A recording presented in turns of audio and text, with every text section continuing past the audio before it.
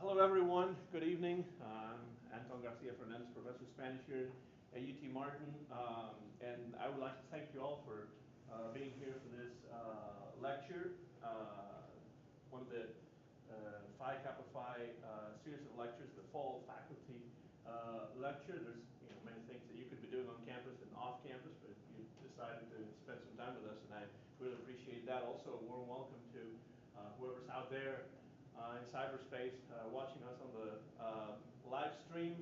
When you're a professor, you don't get to leave your office very often, or your building. And this kind of event gives us a chance to, get to meet other people, get to hear about the research and the things that they do. And so it really is my pleasure to welcome this evening our own Dr. Kellie Ashburn, who teaches in the UT Martin Nursing Department. Dr. Ashburn teaches across the classroom and clinical settings, advises nursing students, and is engaged in curriculum development and educational research. She is specifically interested in experiential learning strategies, the development of clinical judgment in undergraduate nursing students, and also in something that is equally important, their preparation for licensure exams. This is also important in Spanish. She has presented her work at regional and national conferences and is the recipient of several distinctions. For example, the National League for Nursing Education Scholarship Award and the Rising Star Nurse Leader Award from the Tennessee Action Coalition. I mentioned that she takes her expertise out of the classroom, so besides teaching, she practices as a registered nurse at Baptist Memorial Hospital in nearby Union City, which ensures that her teaching and research remain grounded in current clinical practice. And of course, this is something that greatly impacts both her students and her patients at the hospital. Dr. Ashburn's lecture this evening is entitled Learning by Doing, the Impact of Experiential Approaches in Higher Education. Dr. Ashburn believes that experiential hands-on teaching strategies can transform the way students build judgment and confidence in higher education. With a grounding on David A. Kolb's experiential learning theory, now I have no idea what that is, but I'll get to learn something new tonight, and also drawing on research conducted with undergraduate nursing students, Dr. Ashburn's presentation will highlight and comment on both the results of her study and the many practical applications of tactile learning.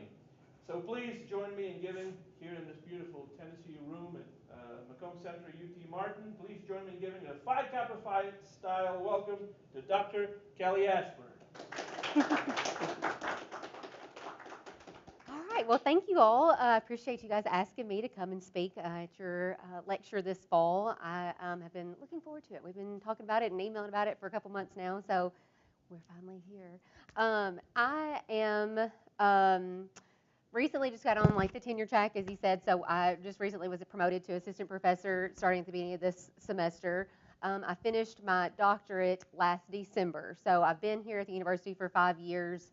I taught in a hospital setting for 4 years before that, and then like he said, I still am PRN there. I still work in the clinical setting, still see my patients and everything. So it's been a nice transition coming to UT Martin. This is where I graduated from originally, so it's kind of like I've come back home, and I'm happy to be able to learn so much more academically from being here.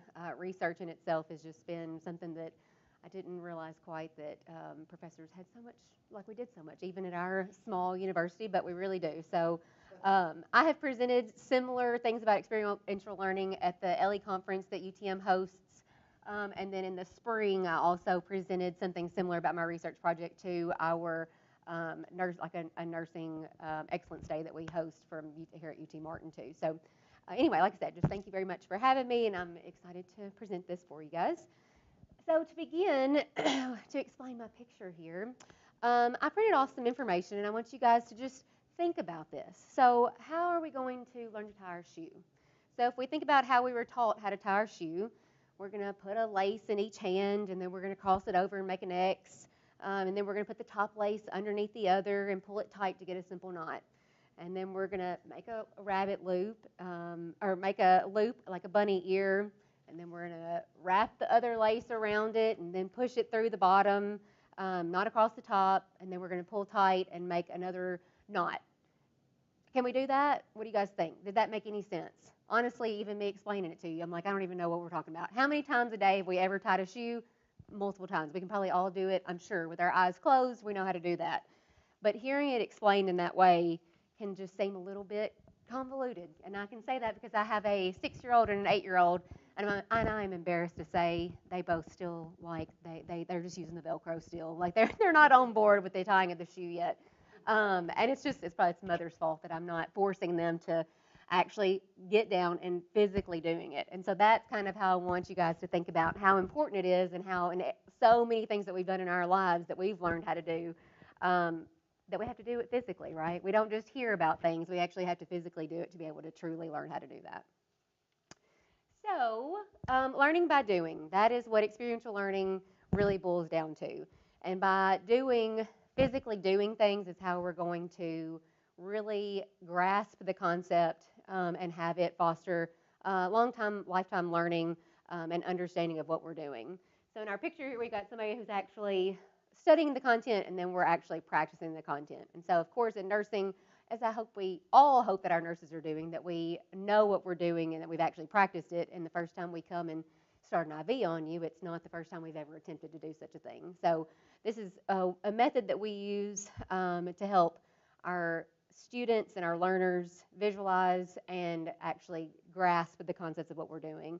And so my goal tonight is to help you see how experiential learning can be used in higher education. And so I will do that by, we're going to kind of go through what experiential learning is, and take a dive into what steps that go into that. And then we're going to talk about the nursing program in itself here that we've got at UT Martin, and the different things that we do and how we incorporate experiential learning. I will also talk about my own research that I did for my DNP project that implemented experiential learning. And then we will talk about different methods of how it can be done across other disciplines, and it's not just something that can be done in healthcare. So to begin, the experiential learning cycle was first presented by David Kolb in 1984, and he proposed that there were 4 steps to the experiential learning cycle. And so those 4 steps are concrete experience, reflective observation, abstract conceptualization, and active experimentation. And so the process that he presented said we need to use all 4 of those steps to actually fully internalize and understand and truly learn something. So you can start at any step, but the big point is that you use all 4 steps. So if you just do something with concrete experience, if we don't reflect upon it, then we're not actually truly learning that concept. And so we have to, like I said, use each one of these steps. And so in my research that we'll talk about, it includes how we use each step and what each step details. So in the concrete experience, this is when we will have active engagement in a task or situation. So this is when you're first introduced to it. So for our situation, that's usually whenever we introduce it to them conceptually, like in a book. So it's when we talk about it. It's when we learn the steps of doing something.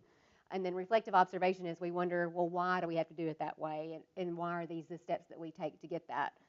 And then abstract conceptualization, drawing conclusions and understanding and helping us realize why our reflection, why our debriefing behind what we did, how that makes sense. And then active experimentation is the final step of putting that into practice. And so it just goes in a complete cycle of going over and over again about how after we have done the active experimentation, we're going to start back over and go a little bit more deeper, understand a little bit more, and just continue the cycle to continue learning and growing in what we're able to do in our depths throughout the different levels of the education that we're learning.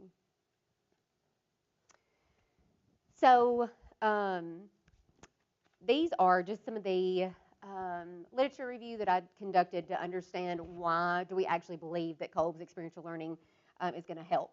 So in 2019, Kolb released another publication that told about how often his work had been cited. And it had been cited over 100,000 times is how much people were like using Kolb's experiential, like the learning theory, and trying to research and try to understand more about it.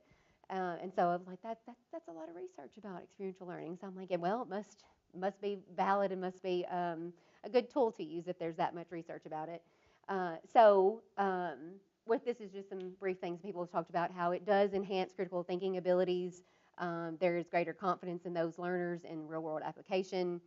There is deeper retention of complex concepts, and there is an improved problem solving under pressure.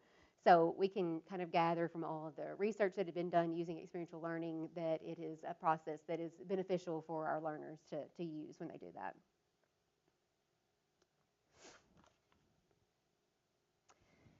So beyond the classroom, these are just some different images that I found that I'm proud to say are from our own students here on campus. And these were some different examples of how we on campus are using experiential learning. And so the first picture that you can see with the people mainly in the black here is from the College of Business, and this is when they did their community bank case study that they gathered students and they took them.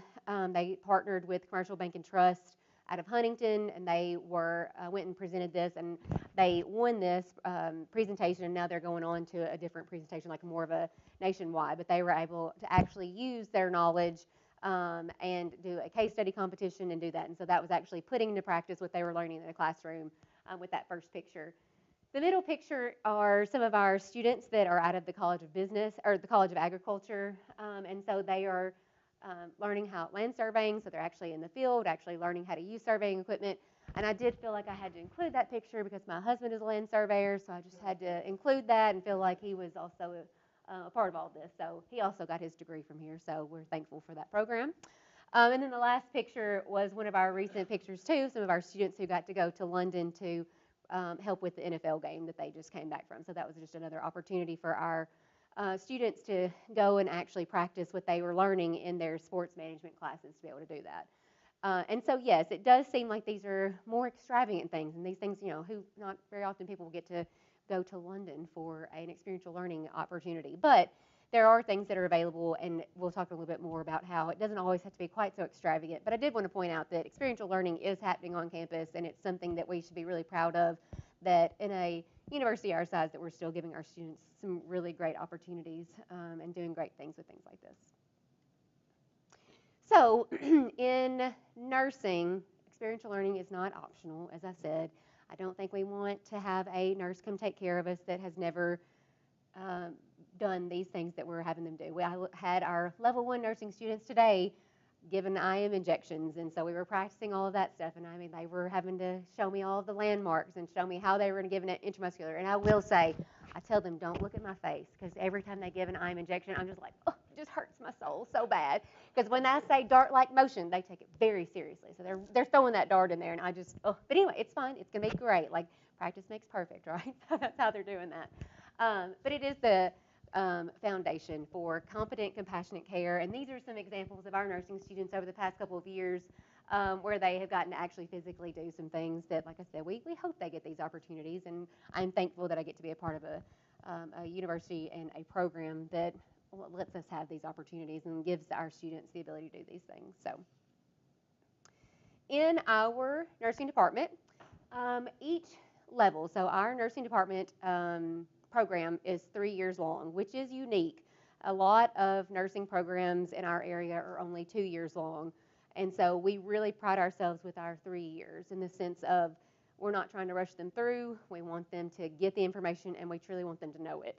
And so these are some examples of how our experiential learning grows with them each year that they do this. So in level 1, which is typically like their sophomore year, we do a lot of things in skills lab. So we do spend a lot of time in the lab. That is one of the classes I teach. So we are doing the basics. We're making beds, and we're giving injections into our mannequins, and we're doing a lot of things there. But we also get the opportunity to actually go into a healthcare facility. And that is something that we also pride ourselves on. So we're just very proud over there that our very first semester we go to a healthcare facility, which as an instructor can be a little scary. So I literally gave a lecture yesterday about the importance of safety. So we really obviously pushed that a lot about how I don't care what you do, we are going to make sure that they are not going to fall on the ground. We are going to make sure that they stay up, the big thing we want them to learn is communication, to be able to go into a patient's room and talk to them. That's the basis of our first year there, honestly.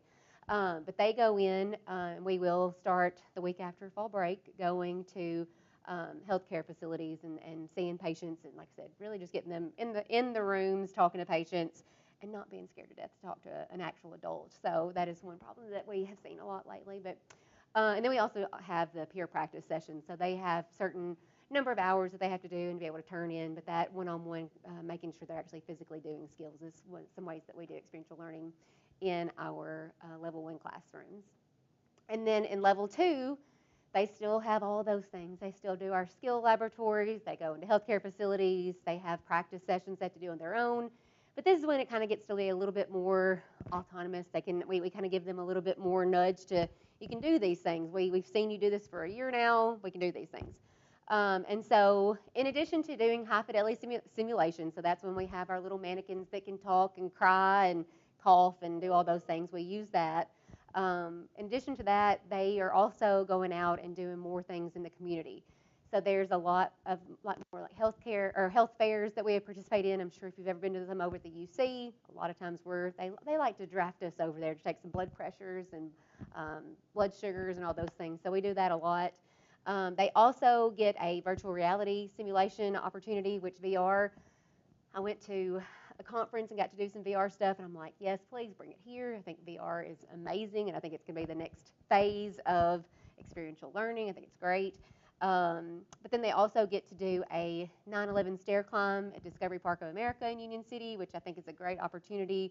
It's on a Saturday, so they usually are like leading up to it. They're not looking forward to it. They're giving up a Saturday to do something, but they all absolutely love it because obviously it's a wonderful event. But then they get to see this, and they're posted up throughout the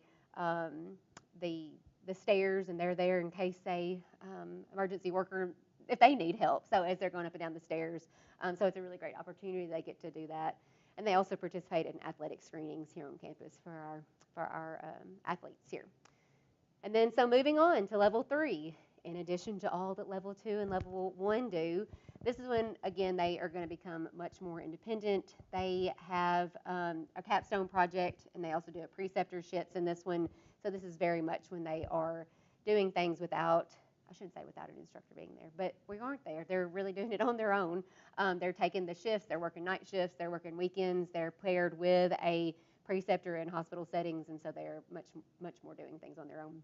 And then the peer mentorships, they will come back to the lower levels, and they help us as instructors teach the younger ones. And it's always amazing to hear the advice they give them, because it's like, it's literally what I just said to you, but when they tell you, it's just like a whole new world of, oh, well, that must actually be true then. So like I said, we do get a lot of opportunities for them to do things, but it is interesting to see how throughout the phases, it is more, we branch things out a little bit more and kind of give them, like I said, more experiences as they go along. So validated success. We have a difficult nursing program. It is true. It is not the easiest in the state, but we do have very good pass rates. So our NCLEX, which is the exam that we give to be able to be a licensed registered nurse that is put on by the national board, our success rates, and this is over the past 3 years, was 97.4%, and we have been above 96% for years. The only hole to that was the year of COVID. That it kind of dipped a little bit that year. It was maybe closer to 90 that year, but every other year we're very high. If we have 1 to 2 people not pass, that's usually the maximum of how many we have that don't pass for the first time. That will usually always be successful the second, but the first time. Job placement rates, 100%. Everybody always needs a nurse, so we're pretty lucky with people. They want to work, and we have plenty of people out there who want them to work for them. So we have 100% job placement. And then program completion. Like I said, we're not going to lie to anybody and tell them, oh, it's easy, we're going to pass you through, because we don't pass them through just because they're there. So again, for the past 3 years, we're at 51.5% program completion. So that's people who started off in our level 1 year versus those who graduate. So yeah, that is one of those things where you have to say, like, look to your right, look to your left. One of you is not going to be there. So, but we do a good job, and I do feel like those that we put out into the community, we can be proud of, and I hope that you guys, as UT Martin, instructors can also be proud of that as well. So in this slide, this is an example of in the skills lab, and so this is building foundations. This is like I was talking about. This is what I am doing a lot of. This is the class that I teach in the fall semester, and it's just an example of how it is a controlled environment whenever we're doing skills lab, and we're able to give them techniques in a safe and a controlled environment. We're able to immediately give them feedback and help them repeat it. It's not like they can only give one injection because that's the only opportunity they have. They can give it as many times as they want to, and like I said, we do try to master those concepts before we send them on to the next level or send them to the healthcare facility with that. So I don't ever want anybody to think that experiential learning can't be done because they don't have some extravagant area of study. There's a lot of things that you can do to help students do something more tactily that doesn't have to be going to London. Because apparently I just really want to go to London again. I don't know. That's where my mind is. Which I will say, when I was at UT Martin, I did go to London with Dr. McDonough. So, you know, it's fun. So it doesn't have to be extravagant. This was in one of my classes that I taught 3 or 4 years ago. And I had students draw me pictures for different things. So in this picture, it was to advice for incoming nursing students. And so they were able to draw this for me and show me about like self-care, making study habits, making study habits and traditions. And so it was one of those things where they weren't just reading it in a book, like they were actually applying what they were learning. And I kind of feel like that was probably supposed to be me with the curly hair. I'm just kind of guessing that was me, but I don't know. And then they were also going to use a QR code to do something. We did like a word cloud on the computer too. So I do feel like if I can ever use technology and let them get their phones out and whatnot, that's always a good thing. So those are just some other simple things that we can do in classrooms that can have a meaningful impact on them that they're going to remember, because this was some of the most fun we had. I had different students, one group of students had to write me a poem about something, and I could not find it for the life of me, but I just remember thinking it was just wonderful. So excited to keep that and let them read it at graduation. And I did not do that because they've already graduated, but at the time it was really nice. So anyway, so it can be something they can make it fun where they're learning, and hopefully they are connecting all the dots with all of that. And so experiential learning can also include case studies. Of course, with nursing we do a lot of case studies, but it's also just applying it, making them think about things at a deeper level, giving them a scenario for that. Debriefing, having them journal about different things. I love to make somebody give me a good reflection on it. I don't want you to regurgitate what you read in the book to me. I want you to tell me how that made you feel and how you can apply that to your life. And then gamification. I'm a huge fan of gamification. That's why I go home every day and lose when I play Jeopardy on the TV. I love to watch it, but I can't say that I'm very good at it. When I get a question right, my children think I'm amazing, so I do beat them. But I do love gamification. I love a good Jeopardy game that I can post on in the classrooms, and using, like I said, any kind of technology that I can use with the different methods that they have with all that now. So anyways, all of that's fun. I do feel like those are different things that we can use in different areas as well. So again, how can we have the knowledge versus the skills and practice? So the different classes and things that we learn, patho, pharm, procedures that we learn in class, and then applying them in practice, putting our theory and actually using the things that we've learned and translating that into safe patient care with when we're doing that. So it is going to transform what our students are learning about into what they can actually do. So my research project. Whenever I started thinking about how I was going to have to do my research project for my doctorate, I knew I wanted to incorporate active learning. I was like, experiential learning, that's where I feel like I enjoy doing that. I like trying to come up with things. I try to pride myself that I'm somewhat creative. So I was like, that just seems like that's a good basis for my research. But I did not know what topic I wanted to do my experiential learning on. So I was like, I don't know. So I went and talked to Dr. Radford, who's our chair in the nursing department. I was like, what should we do? And so we started looking at some different things about what was going on in the healthcare field and the nursing field, and tried to figure out what would actually be pertinent and useful, because I could figure out something that I could have done it on, but it may not have just been what was a hot topic at the moment. So The state of nursing at the time, so I started this in 2022. And so at the time, this was some of the information that had been published that said, and yes, I know one of those dates is 2023, but it did take me 3 years to finish the project. So I'm just saying. In 2022, medical errors. So they said novice nurses, 50% of novice nurses were involved in some sort of medical error. And so that statistic was quite staggering. And the author of this one, that I'm not going to butcher her name, but she worked for the national boards for nursing. And so they compiled some information, and they're the ones who started looking into this. They actually started looking into it in 2013, and this is just how long it took them to kind of compile all of their information and put it out there, that these things were going on. So 50% of novice nurses were involved in medical errors, and only 20% of employers were pleased with the decision-making skills of their new employees. So it was one of those things where we were just kind of like, there's obviously a gap there. And so that's what the NCSBN, the National Council of State Boards of Nursing, that puts on the NCLEX, our licensure, was like, there's some sort of gap going on here. If we're making medical errors and our employers are not happy with our novice nurses' levels of clinical judgment, there's something going on here. In addition to that, they estimated that by 2029, 800,000 nurses were going to leave the workforce. And so why is that an issue? And it's mainly because of retirement, people who were kind of aging out. That problem is we're losing all of that experience in our nursing field. And so who do you want to be taking care of you, truly? If I'm a patient, I want the person who's been there for 20 years versus the person who's been there for 20 weeks. So if we're losing that resource for these new nurses, it was just kind of a fear for them that we were not putting out nurses that were going to be doing the job that we expect our nurses to do, right?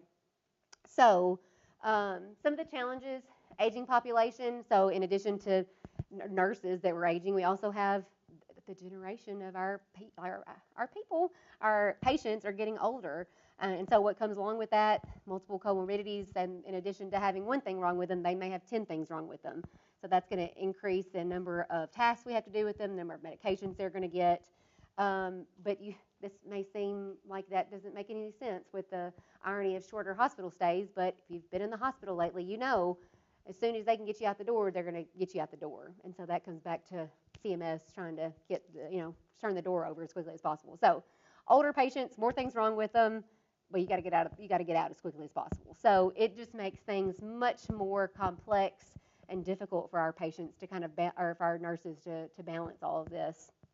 And then our workforce gaps, limited decision-making skills, higher error rates, and then retention challenges. So in addition to our aging population, our new nurses were not staying longer than a year in the healthcare field because they didn't know what they were doing. They were not happy with their job. They didn't feel confident in what they were doing. They were scared they were going to make a mistake, or they did make a mistake, so they were leaving. And so again, that just was adding to our nursing shortage with that. So it was a fear, and that's one of the challenges that we had with our workforce. So as I said, the NCSBN, the National Council of State Boards of Nursing, they started this research in 2013 to try to understand what was going on. This is kind of when they started compiling all of this information. And in response to that, they changed our NCLEX, so our state boards, and now it's called the Next Generation NCLEX, or the NGN. And they started developing that, and it was released in April of 2023. So we have had two sets of graduates, cohorts of graduates that have now taken this NGN exam. But at the time when I was creating it, let's see, the people I did my research on were the first group that did this NGN. So I actually did my research in April, May of 2024. No, that's not right then, 2023. What year are we in? We're in 2025. So yes, I did it in 2023. So this would have been the ones who were just fixing to take that. When they published this and told us all of this information and released the new exam format, they also encouraged our nursing instructors to change our way that we were educating, because obviously there was some gap somewhere. And so they wanted us to try to better align ourselves with what was going on in healthcare and with all of those issues that they were having with that. So that was kind of something that we really looked into and talked about. And I was like, okay, clinical judgment. That's where apparently I'm supposed to go with my research. Um, so I began my study design and knew we were going to do it on clinical judgment. And throughout my study design, I did a quantitative a research project. And so we had a pre-assessment, post-assessment. Both times I used something that was called the Skowski Clinical Judgment Scale. And that was a model that had been developed to judge how well our nursing students, how much their clinical judgment was. And so we did that before and after the intervention. The intervention itself, of course, was experiential learning. And then, of course, we analyzed the results afterwards with that.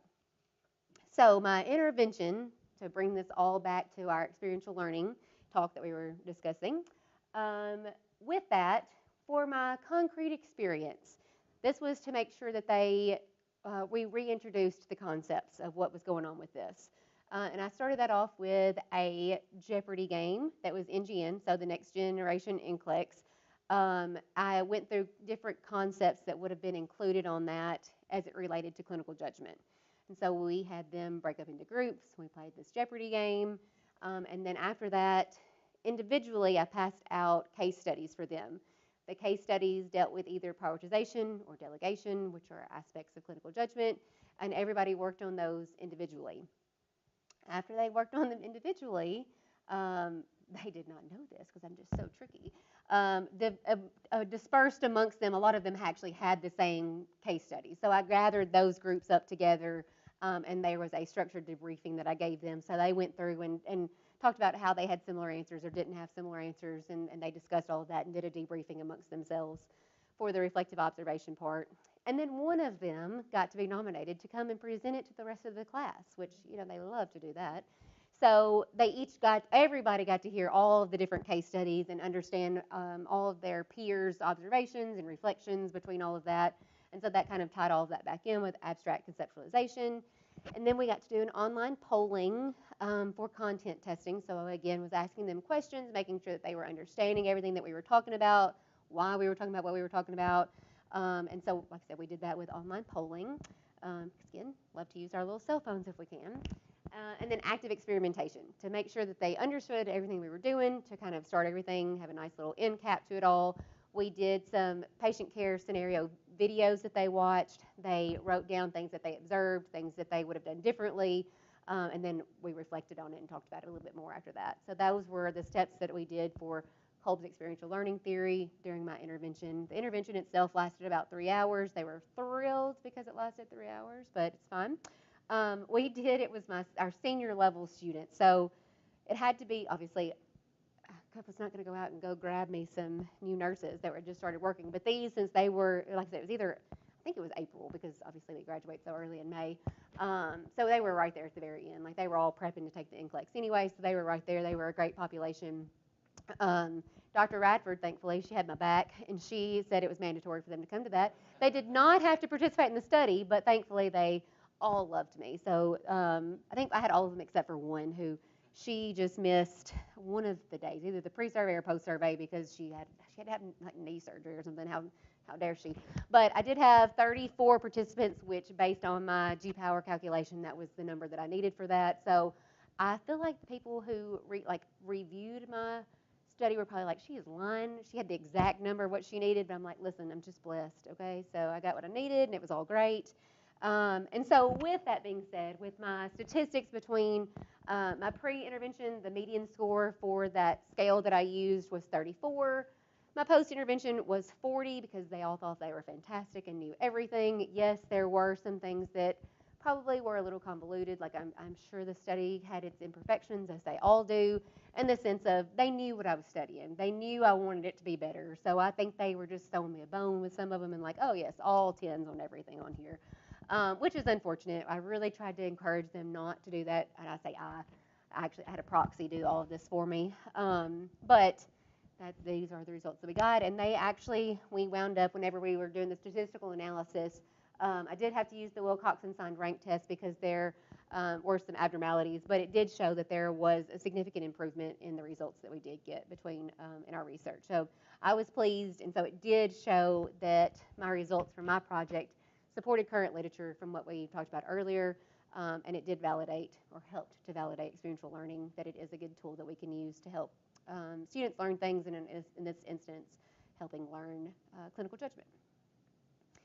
So our broader implications, in addition to what this can help teach us, active engagement, as we know, passive learning can only go so much. Doing it is going to help them understand it more. They, you know, and I don't know if it's just a generational thing or not, but they like to do things. They don't want to just sit and be lectured to and fall asleep in class, because they do that too sometimes. But structured reflection, they've got to be able to actually think about what they're doing. So even if they are just going out and starting an IV, they've got to reflect upon that and figure out, what did I do wrong, what did I do right, debriefing on it and helping them understand. And then to integrate that into their process, going through the cycle multiple times, figuring out what's going on, refining it until we're perfect, which is never going to happen. So we're just going to keep refining it over and over again. What are some different things that we can do in our different areas of practice? Seeking internships, helping them to apply the knowledge that they have, even in nursing, even though we're in the hospital setting what seems like forever. We encourage them all to become interns, because that's just a great opportunity for them. Research projects, if they hear about anything that's going on, we encourage them to become involved in research. I wish I'd done more research opportunities when I was an undergrad, because I just had no idea what all it entailed, and it's more than I think I signed up for, but it's okay. Engage in service learning, so different things in our community. So there's so many opportunities that we have to volunteer for different things, and so that's something that we try to encourage. Case studies, gamification, trying to implement things in the classroom, which, yes, all of these are going to take more effort on our parts as instructors to try to take the time to do that. And I'm not saying that AI's got some good things with it. So I have not really used AI just a whole lot to try to include like case studies and gamification in the classroom yet. But that is an opportunity that I think that would be a good path to go down. I did make my son a game on the computer using AI the other day to help him learn like his vocabulary words. So there's opportunities out there for that. And then reflect deliberately. So it's one thing just to say, you know, just to jot down something, like I said, and regurgitate information from a book, but to actually think about it. How does this ethical situation, how does that truly impact you? Did you have an uncle that had cancer that was terminal? Like, just really, I want you to tell me more in-depth things about this to help kind of put those pieces together. And then our key takeaways, again, I hope you all come thinking, knowing that experiential learning is going to help deepen their understanding of things, and that it's something that we should all try to incorporate into helping our students learn. Our nursing program, that we have an experiential model that we try to grow upon each level, each semester, and that it has shown that it's been valid, and it's helped our students become well prepared for the nursing world. And then universal applications. So we can all try to do something with this. So regardless what your discipline is, that there's something hopefully that we can get from this to be able to incorporate with that. So thank you all for having me. And so these are some QR codes. And so this is just a QR code that will take you to my references that I had throughout the presentation. And then if you have your cell phones, they're all so very good. But I do encourage you to go ahead and try to take a picture of the one that says comments and questions, because it's going to take you to a website that's Mentimeter, and this is what I used for my online polling whenever I did my experiential learning project. So when you go to that, I hope it works. I did not test it today. I tested it last night. But it should take you to a web page that lets you give me feedback anonymously, because, you know, people don't like to talk. My level 1 students do not want to talk at all. I'm shocked. Like, they don't even talk to each other. It's kind of depressing. But they will do some things online. So hopefully, if it is working for you guys, it should pull up. Maybe.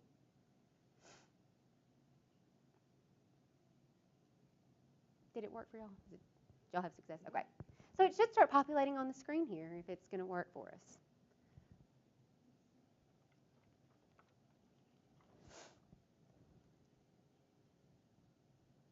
This is that should be the same QR code if y'all can see that one.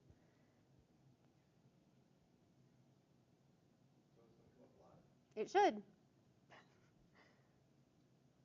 can refresh. Yeah.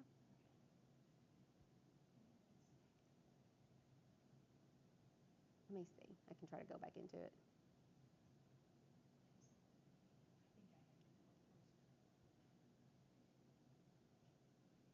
Well, maybe it's not going to work. Oh, maybe I have to do it in presenter mode. Let's see.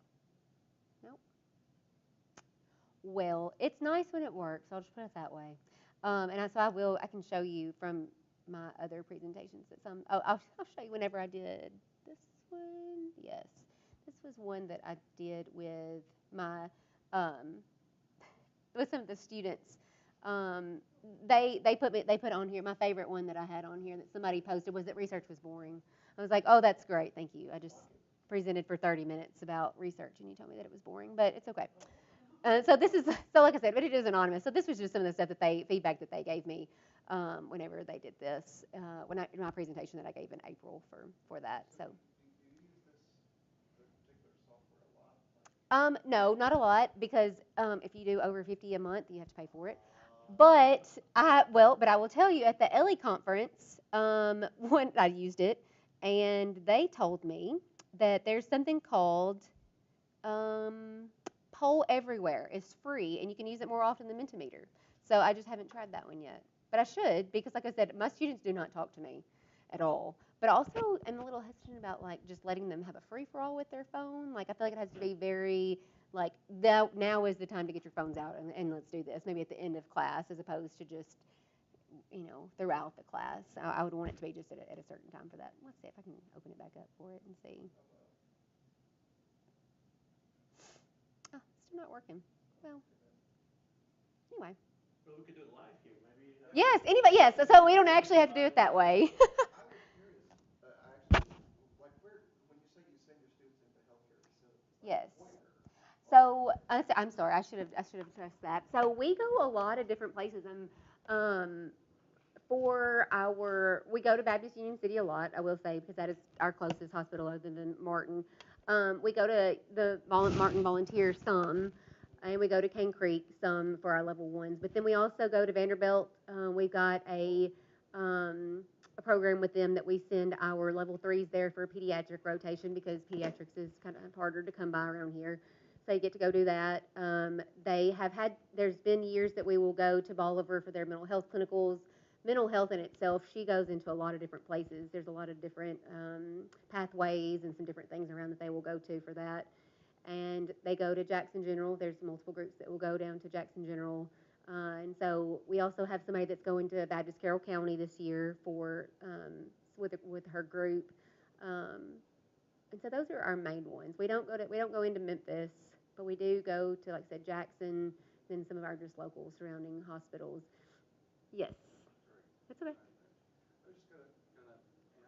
I think the comment that I heard most that struck with me from your talk was this element of the students needing to learn to be caregivers with human beings. Mm-hmm. And it's one thing to have the classroom education, the book study, the exams, but actually being able to go in and give care to someone, Mm-hmm. I think is so critical. Right. My question is, in the time that you've been associated with this program and been a nurse in your own practice, how has that impact of COVID on students at various ages been? I've heard from faculty that our incoming freshman class seems much more socialized this year.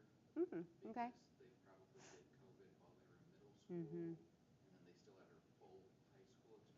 And I just wonder, since the social component is so critical to the success, what's been your observation? Have we seen differences in students and their competence in social skills? That's interesting. I will say, and I think this is probably not singular to just nursing, but it does seem that a lot of times some of our most achieving students are some of the most difficult socially. And so those are the ones that we've got to make sure that they get their notes out of a book and go talk to them. So it's like, yeah, it's great that you're making A's on all your exams, but can you even go into a patient's room and talk to them? You've got to have the happy medium for both. And I will say that we have discussed COVID a lot. And so and I feel like we're probably just like everybody else. We blame COVID for a lot too. Like, oh, that's because of COVID. And so we can't say one way or the other if that was the fact or like the case for a lot of them. Um, our level ones this year are predominantly sophomores. And like I said, they are very quiet, like the quietest group I've had in the 5 years I've been here. In the sense that like they will talk to each other, but they're not necessarily cliquey, and they're not. We're gonna go eat lunch together. They're very on their like independent, like they do their own thing, which is very unique. And one thing that I've noticed that's different from them is they don't really have any non-traditional students in that classroom. In our other cohorts, we have not a lot, we have 2 to 3 non-traditional students that are much more vocal because they're not scared to talk to an adult. And so just those 2 to 3 students who are more vocal just makes the whole class not as scared to speak up.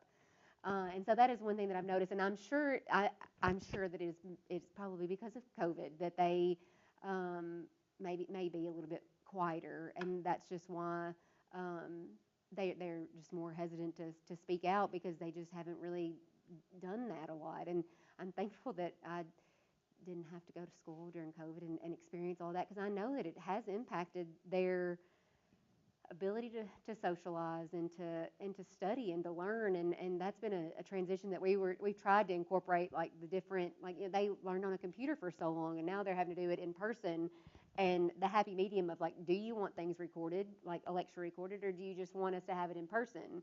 And so it's just some different things that we've had to look into and try to understand with that. But yeah, like I said, this cohort is very quiet, but again, there's really just not any non-traditionals that are going to speak up and break that gap. And we talked today, actually, in class about how there's 44 students in that class, and every single one of them is a perfectionist. And I think they're scared to speak up because they don't want to be wrong. And so it's just that fear of, well, I'm just not going to answer because I'm not 100% sure. So that's also something that we have discussed about our students that we've seen. So, yes. It's a bit early with your next generation testing results to be out, but Mm-hmm.